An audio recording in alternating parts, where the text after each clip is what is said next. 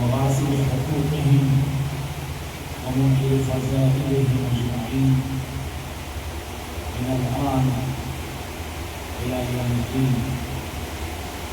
يقول الله ربنا سبحانه تبارك وتعالى في كتابه المجيد والفرقان الحميد: بسم الله الرحمن الرحيم. إن الله اصطفى آدم ونوحا وآل إبراهيم وآل عمران على العالمين. صلى الله على محمد وآل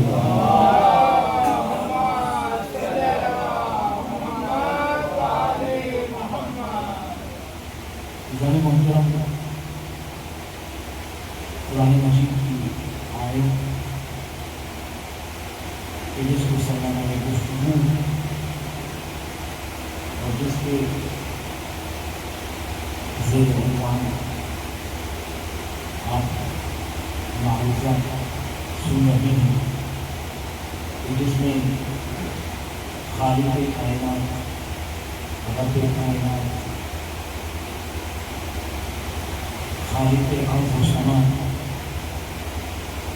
ارشاد فرما رہا ہے کہ ان اللہ اصطفیٰ آدم، خداوند عالم نے آدم کا اصطفیٰ کیا، آدم کو چنا، ونوحا اور نوح کو چنا، وآل ابراہیم اور آل ابراہیم کو چنا، وآل عمران علی العالمین اور آل عمران کو چنا۔ نوح کا انتخاب، حضرت آدم ابو البشر اول کا انتخاب کیوں ہوا؟ ابو البشر ثانی کا انتخاب کیوں ہوا؟ سید الکائنات حضرت ابراہیم اور آل ابراہیم کا انتخاب کیوں ہوا؟ اور اسی طریقے سے آل عمران کا انتخاب کیوں ہوا؟ یہ سب آپ نے سنا۔ اب جب کہ خداوند عالم نے دو شخصیتوں کا انتخاب کیا اور دو خاندان کا انتخاب کیا، لہذا ہم دیکھتے ہیں کہ خداوند عالم نے آل ابراہیم کا انتخاب کیوں کیا، تاکہ ہماری سمجھ میں آئے کہ آل عمران کا انتخاب کیوں ہوا اور کس وجہ سے آل عمران آل ابراہیم پر اور تمام عالمین پر منتخب ہے مصطفیٰ۔ تو آل ابراہیم کے اور جناب ابراہیم کے بارے میں جب ہم قرآن میں پڑھتے ہیں اور قرآن کا مطالعہ کرتے ہیں، تفسیر قرآن کا مطالعہ کرتے ہیں، تو جناب ابراہیم کے جو امتحانات ہیں وہ امتحانات تین طریقے کے امتحان ہیں۔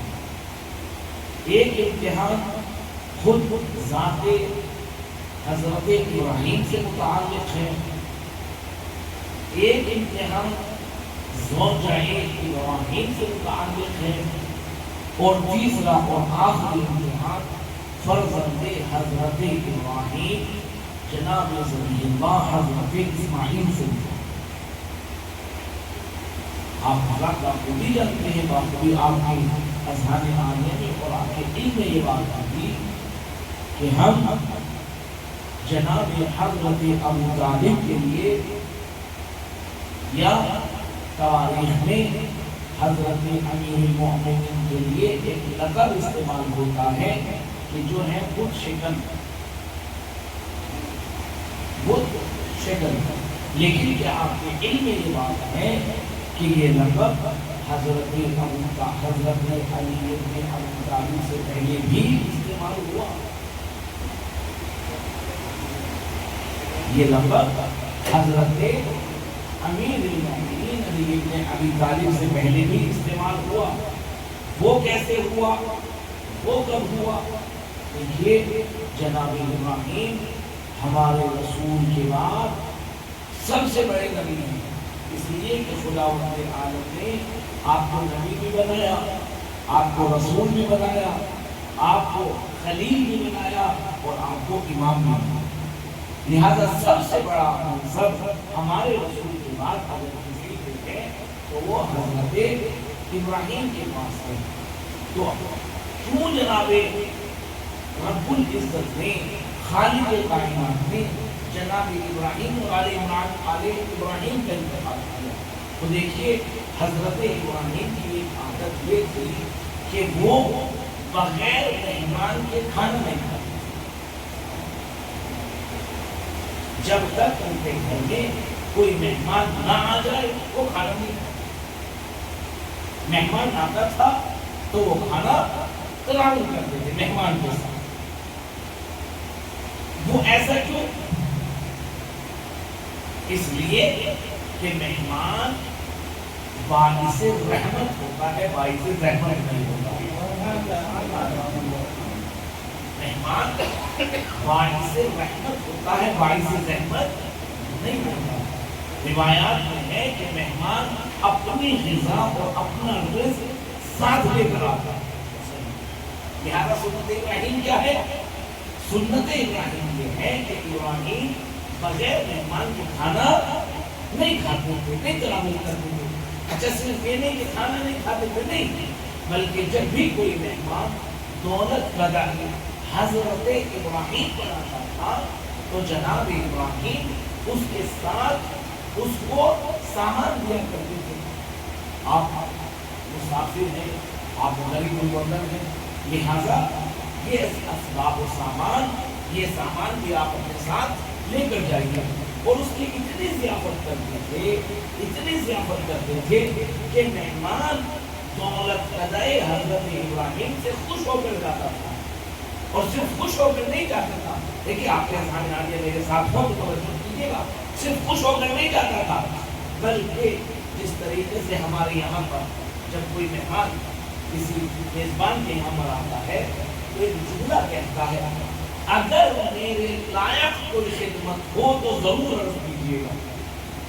میں کچھ کر سکتا ہوں تو ضرور مجھے بتائیے. آپ کہیے گا میں کسی کام آ سکتا ہوں، میرے لائق کوئی خدمت ہو، میں آپ کا کام آ سکتا ہوں. ڈاکٹر صاحب ڈینٹسٹ ہیں، اگر یہ یہاں پر میزبان جائے، مہمان جائے تو مت کہیں گے اگر میں کسی کام آ سکتا ہوں تو ضرور بتائیے گا، میرے لائق کوئی خدمت ہو تو ضرور بتائیے گا. یہ ہمارے یہاں کا دستور ہے اور یہی ہے وہ اخلاق ابراہیمی ہے، یہی اخلاق ابراہیمی ہے.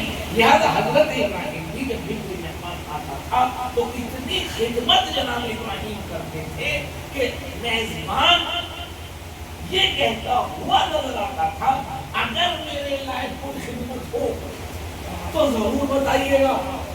جناب ابراہیم ماسٹر صاحب کہتے تھے کہ مجھے کوئی خدمت نہیں چاہیے، بس آپ ایک کام کر دیجئے کہ جس رازق نے، جس خالق نے، جس رزق دینے والے نے، جس نوالا دینے والے نے، جس غذا دینے والے نے میرا اور تیرا پیٹ بھرا ہے، آؤ مل کر اس کو ایک سجدہ کر لیں.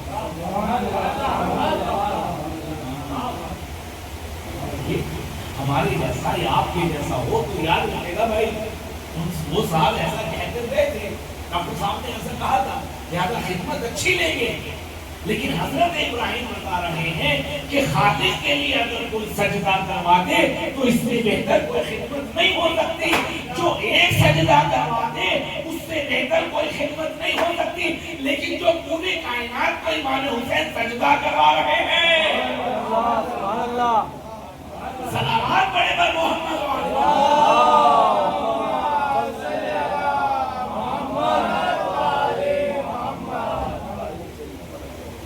لہذا جناب ابراہیم نے اپنے مہمان سے کیا کہا؟ توجہ چاہتا ہوں، کیا کہا کہ بھائی جس نے ہمیں رزق دیا ہے، جس نے ہمیں نوالا دیا ہے، جس نے ہمارا پیٹ بھرا ہے، جس نے ہمیں رزق دیا ہے، آؤ مل کر دونوں اس کو سجدہ کرتے ہیں.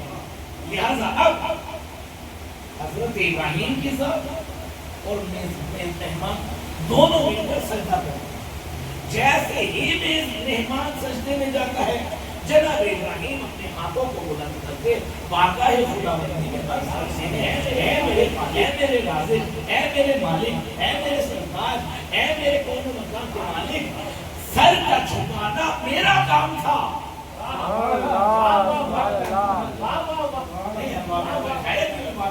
پا رہا ہے. جناب ابراہیم بارگاہ خداوندی میں ہاتھوں کو بلند کر کے کہتے تھے اے میرے مالک، اے میرے خالق، اے میرے سید اور سردار. سر کا جھکانا میرا کام تھا، دل کا جھکانا تیرا کام ہے. سبحان اللہ، سبحان اللہ. یہ کون ہے؟ یہ حضرت ابراہیم ہے. یعنی حضرت ابراہیم کی خاصیت یہ ہے، حضرت ابراہیم کا ملکہ یہ ہے، حضرت ابراہیم کی صفت یہ ہے، حضرت ابراہیم کی خاصیت یہ ہے کہ وہ لوگوں کے سروں کو تو جھکاتے تھے مگر بارگاہ خداوندی میں دعا کرتے تھے کہ دل بھی جھک جائے، دل بھی جھک جائے. یہ آل ابراہیم ہے، آل عمران نہیں ہے. یہ آل ابراہیم ہے، آل عمران نہیں ہے. اب آل عمران کون ہے؟ آل عمران وہ ہے جس کے دولت کدے پر، جس کی جوڑی پر سر بھی جھک جائے، دل بھی جھک جائے. سبحان اللہ.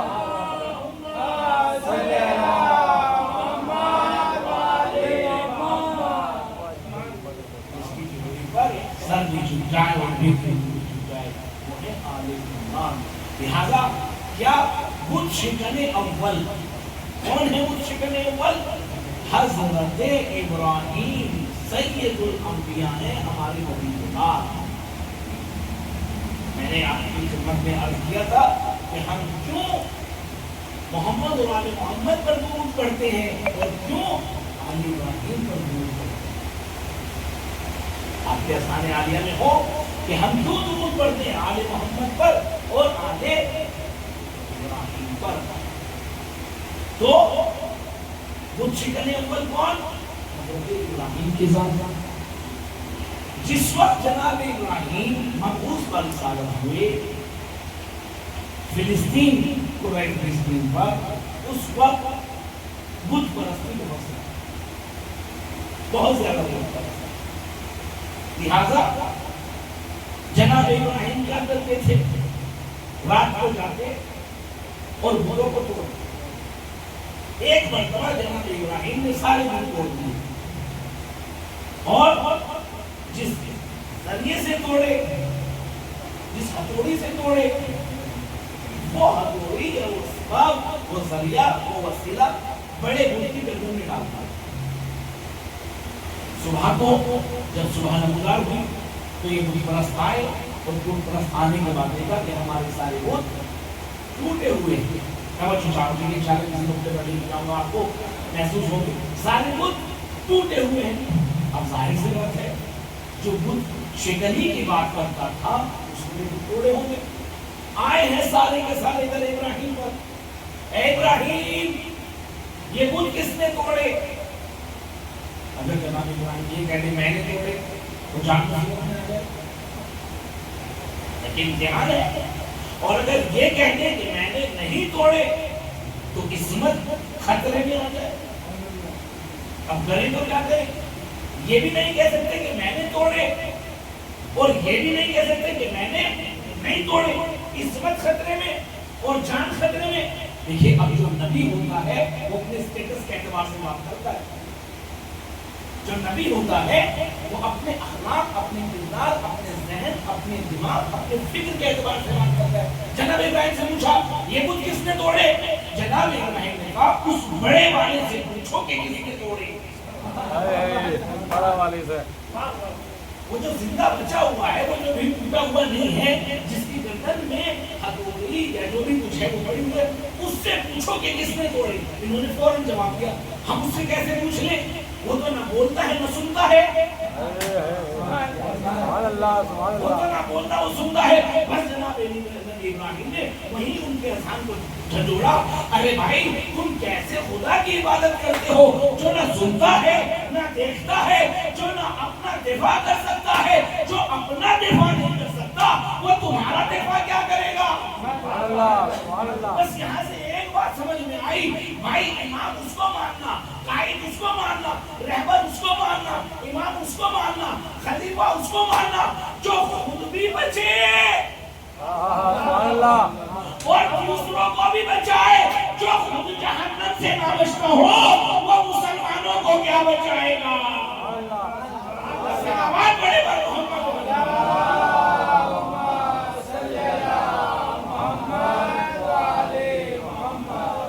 جو خود نہ بچتا ہو وہ دوسروں کو کیا بچائے؟ لہذا کہا بڑے والے سے پوچھو. تو اب یہاں پر میں روک کر آپ کو بات ایک بات بت شکنی کے حوالے سے اس بات کو پانی دیا. جس وقت پیغمبر اسلام مبعوث برسالت ہوئے تو کعبے میں بت تھے. کعبے میں بت تھے. اب یہ ذمہ داری کس کی ہے؟ بھائی کس کی ذمہ داری ہے کہ بتوں کو توڑے؟ بتائیے کس کی ذمہ داری ہے؟ بھائی یہ وارث ابراہیم ہے، لہذا ان کی ذمہ داری ہے کہ یہ بتوں کو توڑے، خانہ خدا سے بتوں کو باہر نکالے.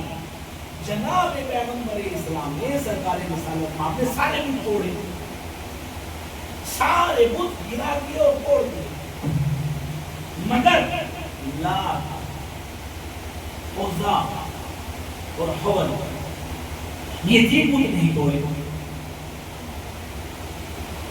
لات عزا اور حبل تین نام یاد رکھے گا، یہ نہیں توڑے. یہ کیوں نہیں توڑے؟ اس لیے کہ بلند اونچائی پر رکھے ہوئے تھے. تو اب کیا ہوا؟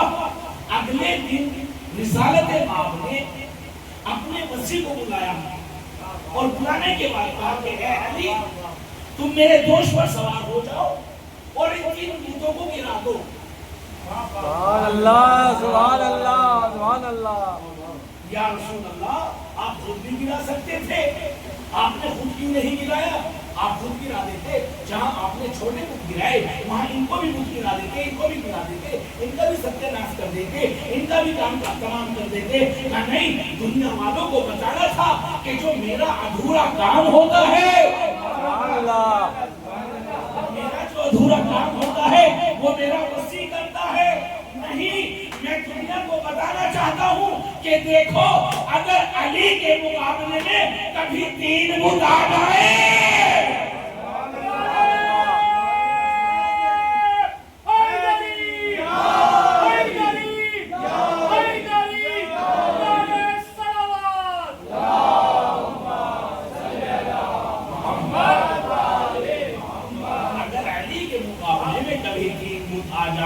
تو جس طرح میں نے علی کو یہ ذمہ داری دی تھی اسی طریقے سے علی کی ذمہ داری ہے کہ وہ ان کو بھی توڑے اور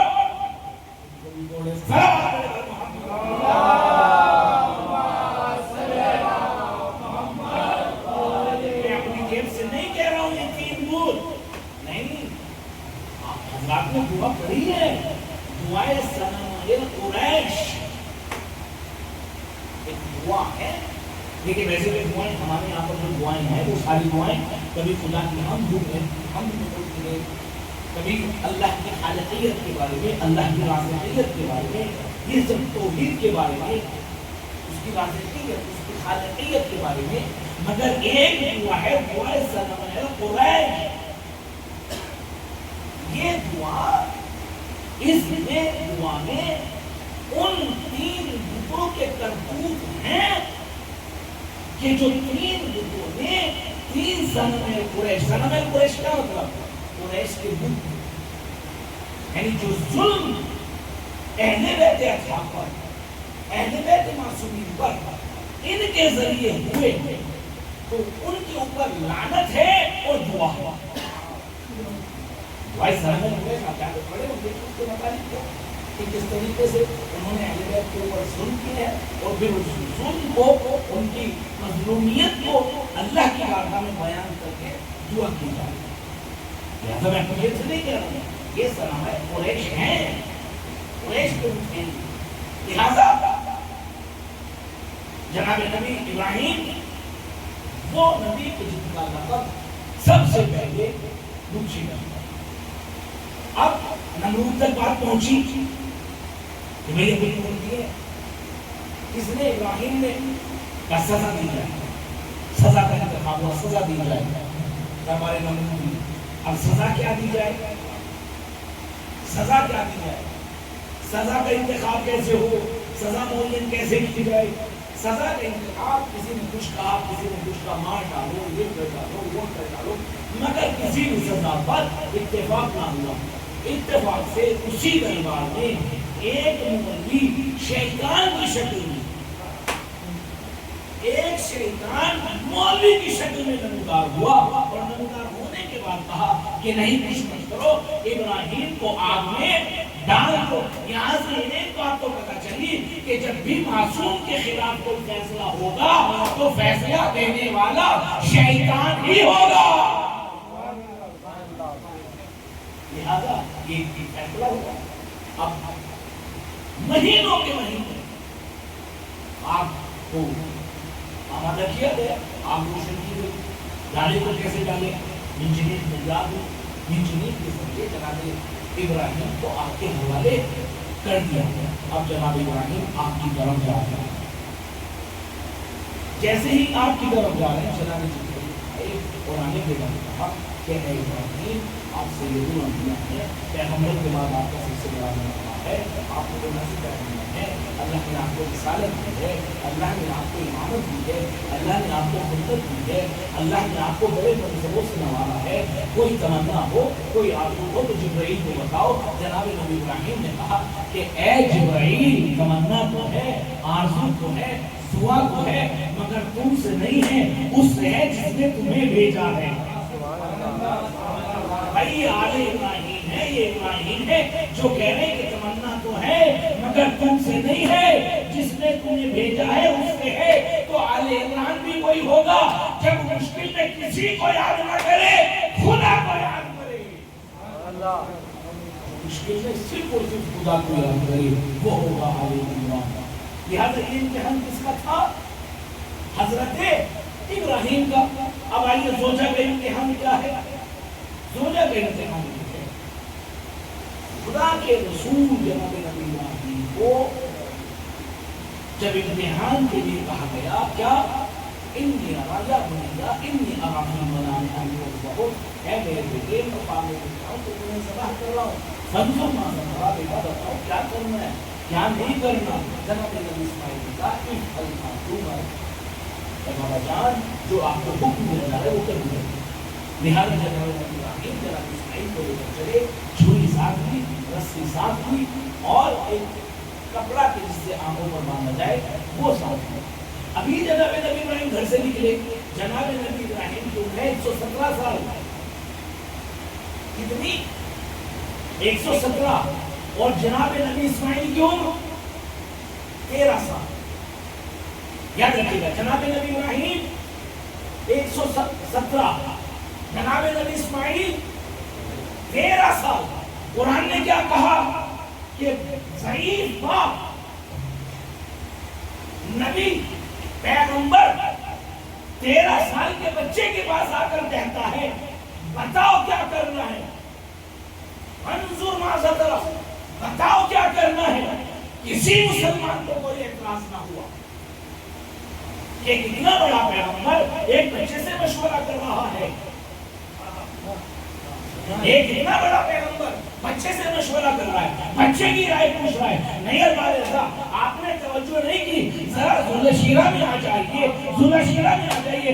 امام علی 13 سال کے ہیں، امام علی 13 سال کے ہیں جس وقت اللہ کے رسول نے کہا کہ خدا نے مجھے نبی بنا کر بھیجا، نبی رسول بنا کر بھیجا، بتاؤ تم میں سے کون میری مدد کرے گا۔ 13 سال کا بچہ کھڑا ہوا، کھڑا ہونے کے بعد کہا میں تمہاری مدد کروں گا، میں تمہاری نصرت کروں گا۔ ایک دم پیغمبر نے کہا انت وسیعی انت خلیفی انت خلیفتی فی الدنیا، تم میرے وسیع ہو، میرے جانشین ہو، میرے خلیفہ ہو، دنیا میں بھی اور آخرت میں بھی۔ میں قرآن کی روح سے ایک درس تو ملا کہ بڑے سے بڑا پیغمبر بھی ہو اگر 13 سال کے بچے سے مشورہ کرتا ہے تو خدا کی مشیت شامل حال ہوتی ہے۔ اب اگر ذوالشیرہ میں پیغمبر 13 سال کے علی سے کہے کہ میری مدد کرو تو یہ مشیت خدا سے ہے۔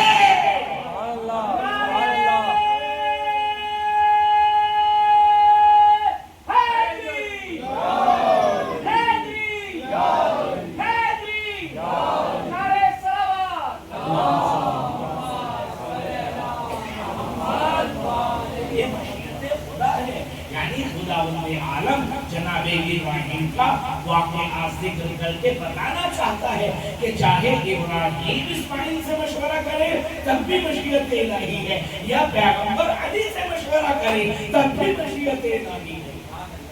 لہذا اب جناب ابراہیم لے کر چلے جناب اسماعیل کو، ابھی چلے ہی تھے، گھر میں کون ہے؟ گھر میں کون ہے؟ جناب اسماعیل کی والدہ۔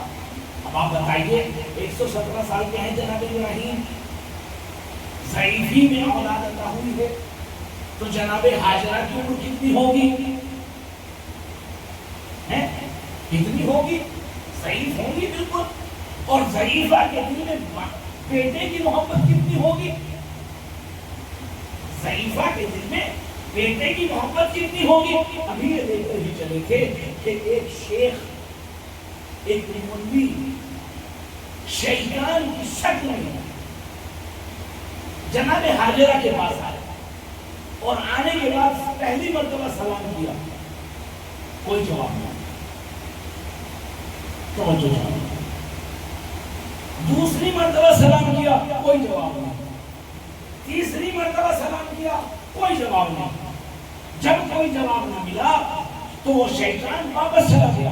میں نے ہاتھوں کو جوڑا، اور ہاتھوں کو جوڑنے کے بعد جناب ہاجرہ سے کہا، آپ معصوم کی ماں ہیں، آپ معصوم کی بیوی ہیں، آپ ام المعصوم ہیں، آپ زوجۃ المعصوم ہیں، آپ خود معصومہ ہیں، یہ کیسے ممکن ہے کہ کوئی آپ کو سلام کرے اور آپ سلام کا جواب نہ دیں؟ کہا میں نے جواب نہ دے کر بتایا کہ آنے والا کوئی شخص نہیں تھا، شیطان تھا، اور شیطان کے سلام کا جواب نہیں ارباب زیادہ شاید کو آواز نہیں پہنچا پایا۔ معصومہ ہے، معصوم کی ماں ہے، معصوم کی زوجہ ہے، مگر شیطان کے سلام کا جواب نہیں دیا۔ بس ارباب زیادہ اب یہاں سے ایک بات تو پتہ چلی، اگر کوئی معصومہ کو سلام کرے اور معصومہ جواب نہ دے تو وہ شیطان ہوتا ہے۔ اب آپ کی سمجھ میں آیا کہ کیوں فاطمہ نے آنے والے کے سلام کا جواب نہ دیا؟ فاطمہ نے سلام کا جواب نہ دے کے بتایا یہ خلیفۃ المسلمین نہیں ہے، یہ ابلیس کا بھی باپ ہے۔ صلوات پڑھے بر محمد و آل محمد۔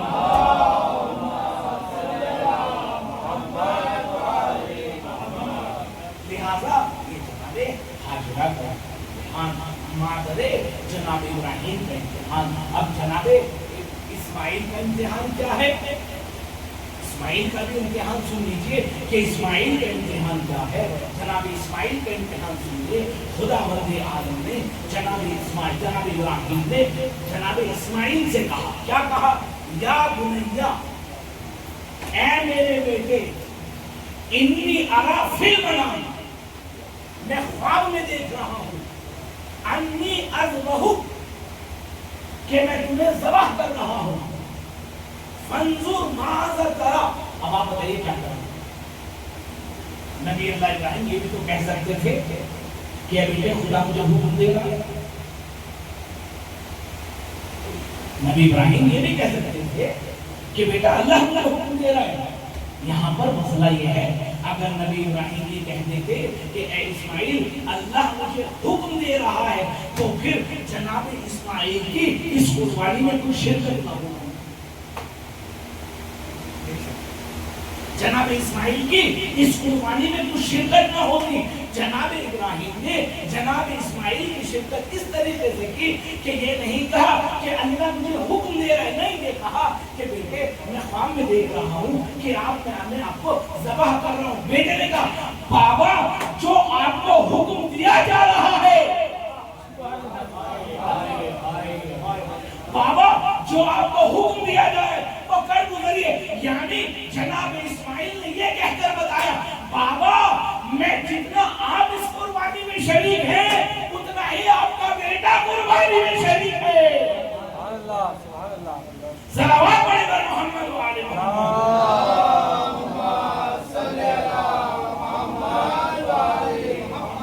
لہذا یہ جناب اسماعیل کا امتحان جب سب کے سب امتحان میں کامیاب ہو گئے، جب سب کے سب امتحان میں کامیاب ہو گئے تو اب خدا نے کہا انی جاعلک للناس اماما، میں نے تجھے لوگوں کو کہا ہے یا آدم اسکن انت وزوجک الجنہ وکلا منہا رغدا حيث شئتما ولا تقربا هذه الشجرة فتكونا من الظالمين۔ اے آدم و حوا، جنت میں جاؤ، ٹھہرو، جو کچھ دل کرے کھاؤ، جتنا چاہے کھاؤ، جو کچھ دل کرے کھاؤ، جو کچھ دل کرے کھاؤ، مگر خبردار اس درخت کے قریب نہ جاؤ۔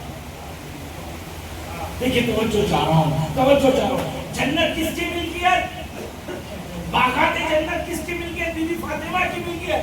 اللہ نے جناب آدم کو جنت میں بھیج کر کہا سب کچھ کھاؤ مگر اس درخت کے قریب مت جانا۔ مگر شیطان نے دکھایا، ترک اولا ہوا، ترک اولا ہوا۔ جناب آدم درخت کے قریب گئے، پھل کھایا، پھل کھایا۔ دیکھیے کہاں سے پھل کھایا؟ اس باغ سے کھایا جو جناب فاطمہ کا تھا، اس باغ سے کھایا جو جناب فاطمہ کی ملکیت ہے۔ کتنا کھایا؟ ایک پھل کھایا۔ اتنے بڑے نبی، اتنے بڑے رسول، ابو البشر ہیں، ابو البشر ہیں، سب سے بڑے نبی ہیں، سب سے پہلے نبی ہیں، سب سے بڑے پیغمبر ہیں، ابو البشر ہیں، مگر خدا رب العالمین نے ایک پھل کھانے کی وجہ سے، ایک پھل کھانے کی وجہ سے جنت سے نکال دیا۔ بس میں ہاتھوں کو جوڑ کر مسلمانوں کے زمین کو جھنجھوڑنا چاہتا ہوں۔ جب ابو البشر خلقت اول، پہلی مخلوق ابو البشر ایک پھل کھانے کی وجہ سے جنت میں نہ رہ سکے، ارے جو فاطمہ کا پورا باغ کھا لے، سبحان اللہ، جو فاطمہ کا پورا باغ کھا لے، وہ کیسے جنت میں جا سکتا ہے؟ صلوات پڑھے گا محمد اللہم صلی علی محمد وعلی محمد۔ اور پھر جو جنت کا مالک ہے وہ جنت کی ہر چیز کا مالک ہے، وہ جنت کی ہر چیز کا مالک ہے۔ آپ کہیں پر گھومنے کے لیے گئے، آپ کہیں پر گھومنے کے لیے گئے، آپ نے ایک ہوٹل بک کیا، اکوموڈیشن میں ایک ہوٹل بک کیا، تو اب آپ ہوٹل کے مالک ہیں؟ نہیں ہے ایسا، آپ ہوٹل کے مالک نہیں ہیں، آپ اس جگہ کے مالک نہیں ہیں، بس آپ کو اجازت ہے کہ آپ ان چیزوں کا استعمال کریں۔ آپ وہاں کے بیڈ کا استعمال کریں، پانی کا استعمال کریں، ہیٹر کا استعمال کریں، فین کا استعمال کریں، اے سی کا استعمال کریں، ہر چیز کا استعمال کریں، آپ کو اتنی اجازت ہے۔ لیکن اگر آپ گھر لانا چاہیں، اگر آپ گھر لانا چاہیں، نہیں دروازہ تھا، نہ زمین اجازت دیتا، نہ انسانیت اجازت دیتی، نہ ہوٹل کا مالک اجازت دیتا، نہ شریعت اجازت دیتی، تو آپ نہیں لا سکتے۔ لیکن اگر آپ کا گھر ہے، آپ کا گھر ہے، آپ کے گھر میں آپ کا لباس ہے، آپ کے گھر میں آپ کی گاڑی ہے، آپ کہیں بھی لے کے جائیے، کیونکہ آپ کی ملکیت ہے۔ دیکھیے توجہ چاہ رہا ہوں، آپ کی ملکیت ہے، آپ سے آگرہ لے جائیے، ایران لے جائیے، پیرس لے جائیے، لندن لے جائیے، یورپ لے جائیے، امریکہ لے جائیے، کہیں بھی لے جائیے، کیونکہ آپ کی ملکیت ہے تو کہیں بھی لے جا سکتے ہیں۔ جس وقت جناب آدم کو خدا رب العالمین نے کہا کہ جنت سے نکل جاؤ، جنت سے نکل جاؤ، اس وقت جناب آدم اور حوا کے بدن پر لباس تھا۔ جیسے ہی کہا جنت سے نکل جاؤ، مالک جنت نہیں تھے، لباس اتر گیا، لباس اتر گیا، کیونکہ مالک جنت نہیں تھے تو مالک جنت کون؟ مالک جنت وہ ہے جو گھر میں بیٹھے ہوئے عید کے دن لباس جنت میں بولے سبحان اللہ، سبحان اللہ، صلوات پڑھے گا محمد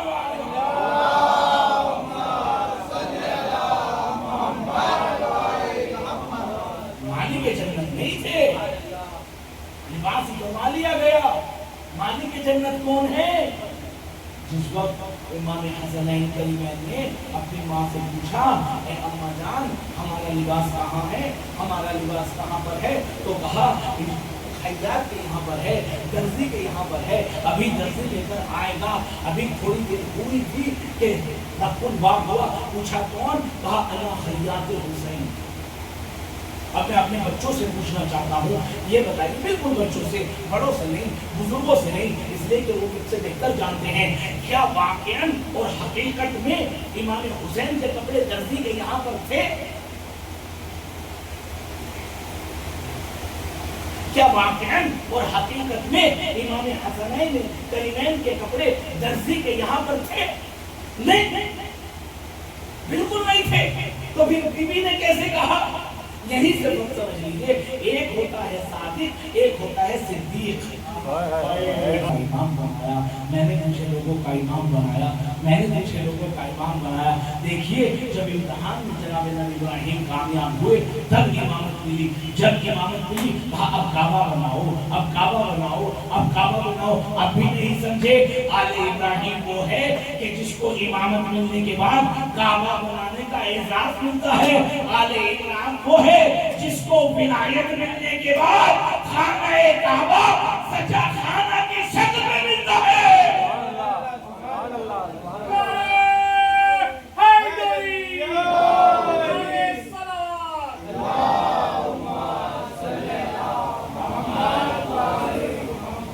लिहाजा ये इम्तिहान किसका है? आले इमरान का इम्तिहान। अब आइए, मैंने कुछ दिन पहले एक आयत पढ़ी थी, मैं उसको मुकम्मल करके बात को खत्म करना चाहता हूँ। आपने सुना कि जनाब आदम अबुल बशर अव्वल किस तरीके से जन्नत में गए, ये आपने सुना। मगर जन्नत से क्यों निकाले गए? दाखिला तो आपने सुना, ये खारिजा क्यों हुआ? खारिजा क्यों हुआ? क्यों जनाब आदम जन्नत से निकाले गए? बिस्मिल्लाहिर्रहमानिर्रहीम। खुदावंद आलम सूरह मुबारक इंसान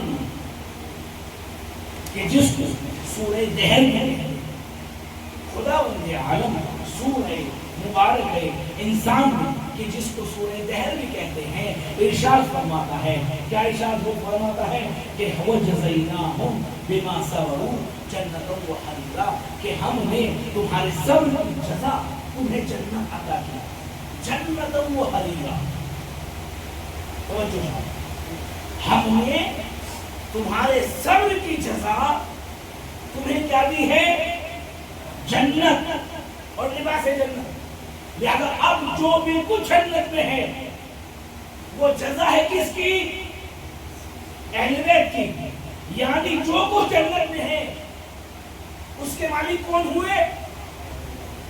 अहले बैत, बीबी फातिमा। अब अगर कौसर है तो फातिमा मालिक के कौसर हैं। अगर तस्लीम है तो बीबी फातिमा मालिक के तस्लीम है। अगर हूरो गिलमान है तो बीबी फातिमा मालिक के हूरो गिलमान है। अगर नहरें हैं जन्नत में तो उनकी मालिका जनाबे फातिमा ज़हरा सलामुल्लाह अलैहा। अगर यहाँ तक आप आए तो मैं कुरान की एक आयत का तर्जुमा आपके सामने पढ़ता हूँ। खुदावंद आलम कुरान मजीद में इरशाद फरमाता है कि हमारा कि जो भी कुछ हम हमें अदा करते हैं वो बतौर जज़ा नहीं करते, बतौर जज़ा नहीं बल्कि बतौर रहमत करते। यानी तुम्हारा कोई भी अमल तुम्हें हमारी जज़ा का मुस्तहिक नहीं बना सकता। यानी हमारी नमाजें, क्या हमारी नमाजें हमें जन्नत का इस्तेहकाक कर सकती हैं? नमाज कहाँ पढ़ी? अल्लाह की ज़मीन पर। कैसे पढ़ी? उन आज़ा से जो अल्लाह ने हमें दी। वुज़ू कहाँ किया? उस पानी से जो अल्लाह ने हमें दिया। ज़कात निकाली कहाँ से निकाली? उस माल से जो अल्लाह ने हमें अता किया। लिहाजा अगर किसी को भी जन्नत मिलेगी तो उसके आमाल की वजह से नहीं मिलेगी बल्कि अल्लाह की रहमत की वजह से मिलेगी। तवज्जो चाहो, अल्लाह की रहमत की वजह से मिलेगी। कोई भी इंसान अपने आमाल की वजह से जन्नत का मुस्तहिक नहीं हो सकता बल्कि अल्लाह की रहमत की वजह से जन्नत का मुस्तहिक होगा। जब जन्नत का मुस्तहिक उसके अमल की वजह से नहीं होगा, रहमत की वजह से होगा, तो फिर जन्नत का मुस्तहिक कौन होगा? सूरह दहर, वो जज़ाउहुम बिमा सबरू जन्नतन व हरीरा। पूरी कायनात अगर जन्नत में जाएगी तो अल्लाह के लुत्फ़ व करम की वजह से। अगर अहले बैत जन्नत में जाएंगे तो अपने आमाल की वजह से। क्यों? क्योंकि ये जन्नत उनकी मिल्कियत है। अब यहाँ पर अगर आप आने हो, जन्नत किसकी मिल्कियत? अहले बैत की मिल्कियत। कौसर किसकी मिल्कियत? बीबी फातिमा की मिल्कियत। तस्मीन किसकी मिल्कियत? बीबी फातिमा की मिल्कियत। बाग़े जन्नत किसकी मिल्कियत? बाग़े किसकी मिल्कियत? बीबी फातिमा की मिल्कियत। बिस्मिल्लाहिर्रहमानिर्रहीम। खुदा वली आलम जनाब आदम से इरशाद सुभान अल्लाह।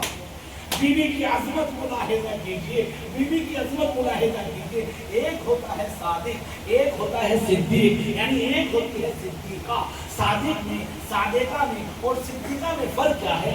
सादिका वो है कि जो होने की खबर दे, जो हो चुका है उसकी खबर दे, उसे कहते हैं सादिक।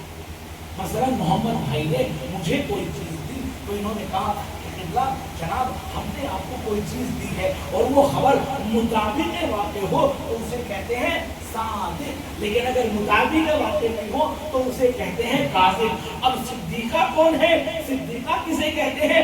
सिद्दीका उसका मर्तबा बड़ा है, उसका मर्तबा बुलंद है, उसकी शान बड़ी है, उसकी अज़मत बड़ी है। तो सिद्दीका क्या मतलब? सिद्दीका कौन होती है? सिद्दीका वो होती है कि जो कह दे वो होता है, जो होता है खुदा उसको करके रहता है। अब अगर बीवी ने कहा कि कपड़े दर्जी के यहाँ पर गए हैं तो खुदा ने रिजवान जन्नत को भेज कर बताया कि कोई भी शादी हो के ना हो, फातिमा सिद्दीका है।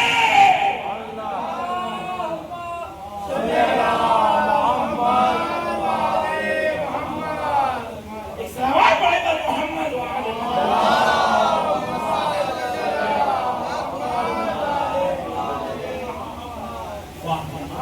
सिद्दीका है, ये मतलब हुआ सादिका और सिद्दीका। अब मुझे ये बताइए, जब खुदा वली आलम को बीबी फातिमा की, शहजादी की, शहजादी कौनैन की, आलमैन की इस्मत का इतना ख्याल कि उन्होंने सिद्दीका की बात कर इतना ख्याल रखा कि रिजवान जन्नत को दर्जी बनाकर इनके दरवाजे पर भेज दिया। क्यों? इसलिए कि सिद्दीका थी। क्यों?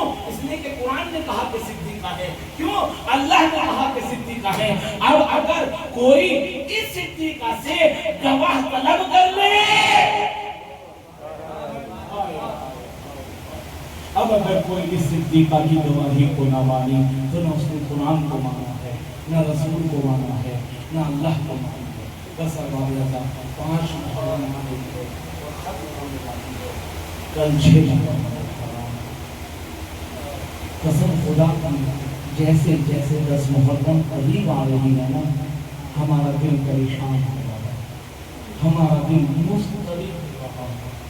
आप यकीन करिए कि 1400 साल गुजर जाने के बाद हमारे दिल पर करबला की तासीर ये है कि इधर करबला का नाम आया और उधर हमारे आंसू हमारी आंखों में आ गए। 1400 साल के बाद ये तासीर है। 1400 साल पहले ज़ैनब के दिल पे क्या गुजर हो गया, ज़ैनब के दिल पे क्या होगी।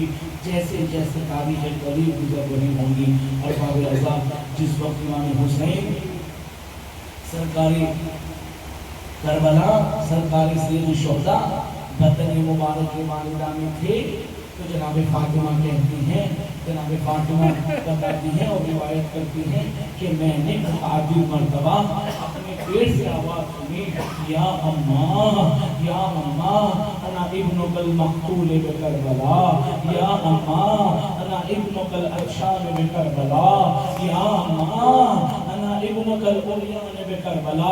ए अम्मा, मैं आपका वो बेटा हूँ जिसे 3 दिन का भूख और प्यासा शहीद कर दिया जाएगा। बीवी के पेट से आवाज आ रही है, माँ मैं आपका वो बच्चा हूँ जिसे 3 दिन का भूख और प्यासा शहीद कर दिया जाएगा।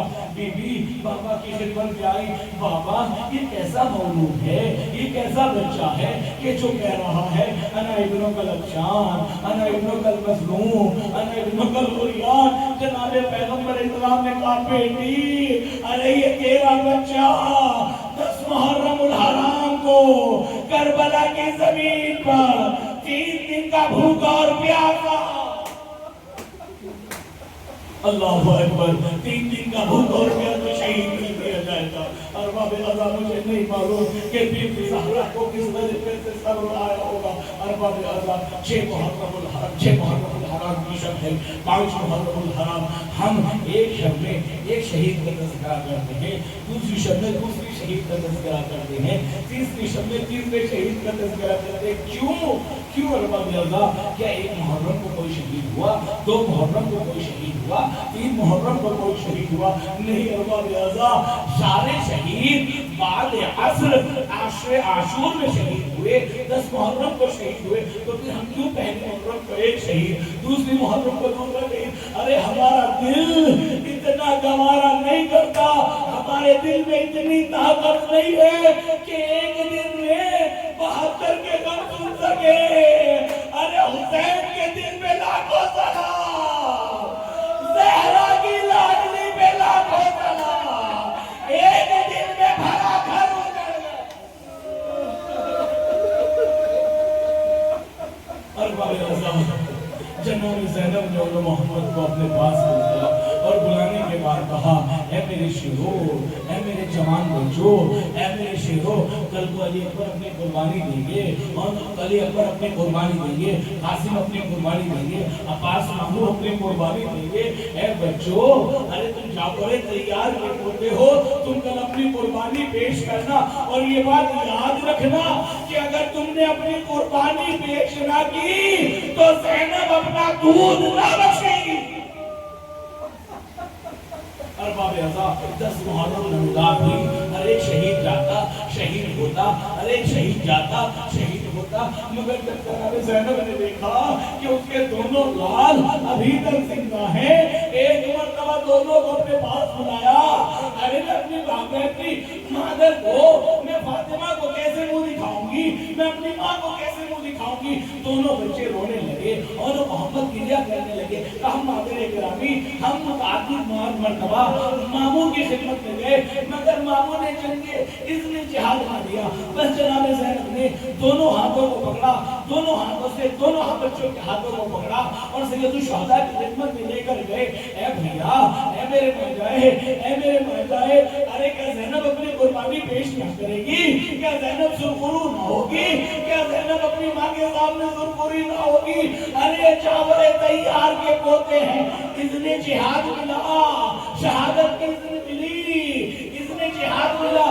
اب ایک مرتبہ جناب علی اکبر نے، جناب عباس نے اونو محمد کو سوار کرایا، چھوٹے چھوٹے سے مجاہد کو سوار کرایا۔ دونوں مجاہد اپنی ماں کی خدمت میں آئے۔ جناب زینب نے کہا، اے اونو محمد، تم جعفر تیار کے پوتے ہو، مجھے معلوم ہے نہر میں تمہارا قبضہ ہوگا، مگر خبردار ایک قطرہ بھی پانی نہ پینا، خیمے میں علی اصغر پیاسا ہے، سکینہ۔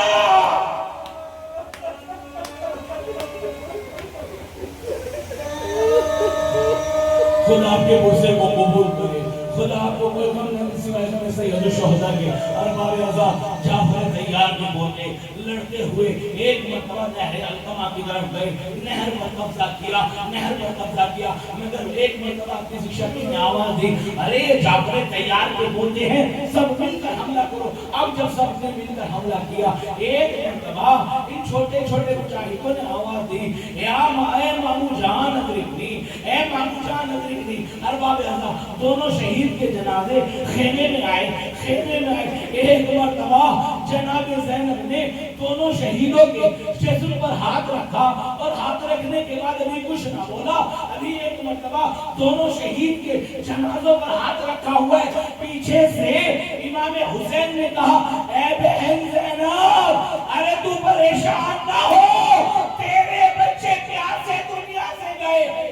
جیسے ہی جناب زینب نے سنا، ہاتھوں کو بلند کیا، اللہم تقبل منا ھذا القربان، اے میرے پروردگار زینب کے قربانی قبول کر۔ اللہ رحمت اللہ علیہ وسلم سيعلم الذين ظلموا يوم القول الذي ظلموا ربنا تقبل منا انك انت السميع العليم۔ پروردگار ہماری اس عبادت کو قبول فرما، پروردگار ہمارے آنسوں کو ہماری حضرت زہرا میں جگہ عنایت فرما، پروردگار ان آنسوں کو ہمارے لیے ذخیرہ قبر و ذخیرہ آخرت قرار دینا، روزگار کی بارگاہ میں دس بدو محمد وعلی محمد کے ساتھ منجومی اور مرنا پریشان حال میں پریشان دور فرما جو بیمار کو شفاء کامل اور عاجل عنایت فرما جو مقروض ہیں ان کے قرضوں کو اصل ادا فرما جو حج زیارت کے مشتاق ان کے شرف حج زیارت سے شرف یاب فرما روزگار کی ہوگی پریشان حال ہے روزگار کی جائز حاجتیں روزگار کی جائز حاجتوں کو پورا فرما روزگار محمد وعلی محمد کے ساتھ میں جمہوری اسلامی راج کی حفاظت فرما روزگار اس ملک میں امن اور امان کو قائم فرما روزگار محمد وعلی محمد کے ساتھ فرشیدہ کے ساتھ میں عید اللہ ابن مسعود علی حسین سستانی وعید اللہ ابن مسعود علی حسین خامنائی اور تمام جمہوری اسلامی ایران جہاں کے شان حضرت کرام ہیں ستارانہ مظلوم کربلا ہیں روزگار کی جان مال جزت عروج کی حفاظت فرما روزگار ہمارے امام آخری امام حجت المنتظر کے ظہور میں تعجیل فرمانا ہم کو انسان العوام میں شمار فرمانا ربنا تقبل منا انك انت السميع العليم وتب علينا